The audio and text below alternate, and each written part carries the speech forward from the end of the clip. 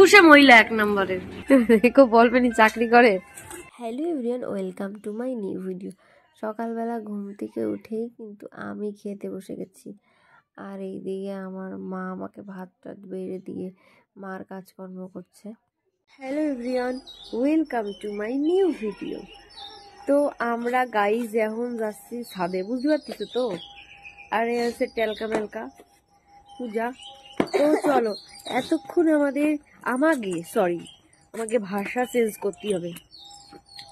আমাকে এতক্ষণ মনে পড়িনি যে আমাকে ছাদ আছে, ছাদে বসে রোদ্দুর পোহাতে পারি। এখন বাজে 4টে বাজতে গেল, তাহলে এখন আমরা ছাদে যাচ্ছি। আমাকে কি করতে ইচ্ছা করে তোমরা? আমাদের এখানে মাছ ধরা হচ্ছে। দাদু এখানে মাছ গাছ চাষ করেছে।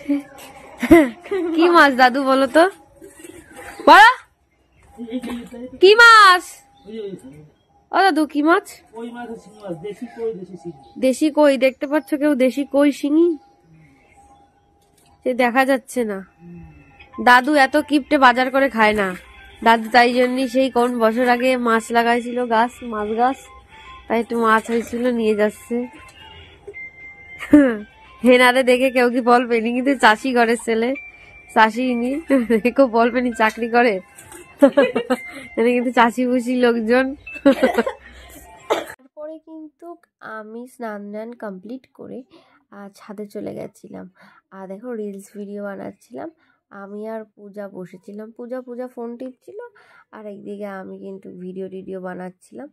আর তারপরে আমার মিস্টার ভৌমিক ফোন করেছিল। দেখো, উনি ফোন করে সিংহাসন দেখাচ্ছিল। আসলে আমাদের যে একটা বাড়ি হচ্ছিল বললাম না, আসলে সেটা ফ্ল্যাট ছিল। তো সেইখানে সিংহাসনটা পুরো কমপ্লিট হয়ে গেছিলো।